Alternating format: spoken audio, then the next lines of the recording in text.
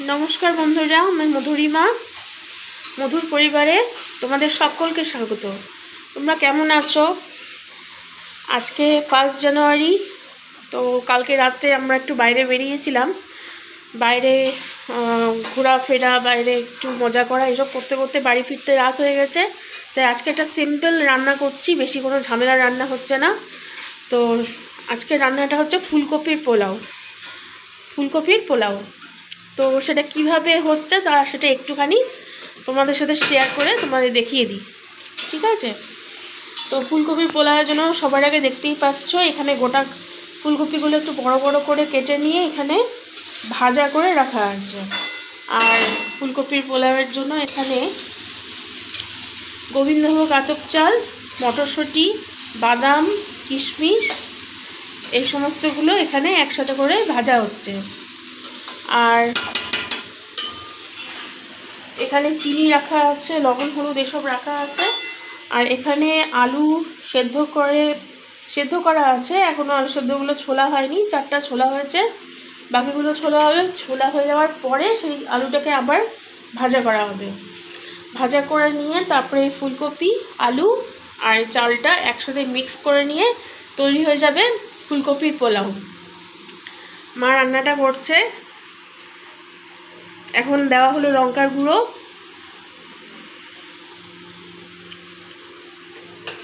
লাস্টে অবশ্যই ঘি গরম মশলা পড়বে। এটা তো একটা পোলাওয়ের মাস্ট, ঘি গরম মশলা দিতেই হবে। চিনিও পড়বে, পোলাও একটু মিষ্টি মিষ্টি না হলে ভালো লাগে না, সেজন্য চিনি তো মাস্ট, চিনি লাগবেই। তো আজকে দুপুরে আমরা এটাই লাঞ্চ করব, তখন আবার তোমাদের সাথে শেয়ার করব। ওকে, তোমাদেরকে যেমন দেখালাম যে ফুলকপির পোলাওটা রান্না হচ্ছে, তো রান্না হয়ে গেছে। এখন আমরা সবাই স্নান টান করে নিয়েছি, এখন আমরা খেতে বসবো। তো এই দেখো গোটা গোটা ফুলকপি, গোটা গোটা নতুন আলু, আর এই যে মটরশুঁটি, এই যে কিশমিশ,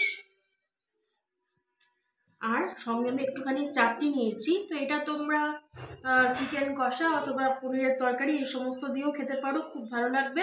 আবার শুধু শুধু খেতে পারো, শুধু শুধু খেতেও এটা খুব সুন্দর লাগে। যাই হোক, আমি একটুখানি টেস্ট করে দেখাই। একটু ফুলকপি নিচ্ছি, একটু আলু নিচ্ছি, এটা দিয়ে মিষ্টি মিষ্টি পোলাও, একটু মিষ্টি মিষ্টি টমেটোর চাটনি দিয়ে এই দারুণ হয়েছে, দারুণ হয়েছে বন্ধুরা। এটা তোমরা কিন্তু বাড়িতে ট্রাই করে দেখতে পারো, তোমাদেরও ভীষণ ভালো লাগবে। আর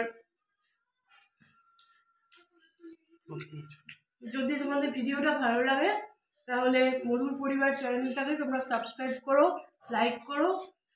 ভিডিও ভালো লাগুক না লাগুক, ভালো হোক না হোক, যাই হোক, তোমরা প্লিজ একটু কমেন্টস করো। তোমাদের কমেন্টসগুলো আমার কাছে প্রচণ্ড গুরুত্বপূর্ণ, আমি কমেন্টসটা দেখতে চাই।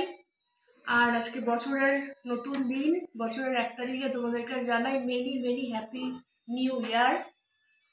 তোমরা সবাই খুব খুব ভালো থাকো, ভগবানের আশীর্বাদে তোমাদের সকলের স্বপ্ন পূরণ হোক। আর ভালো লাগলে আমার চ্যানেলটাকে সাবস্ক্রাইব করে দিও। ওকে, বাই।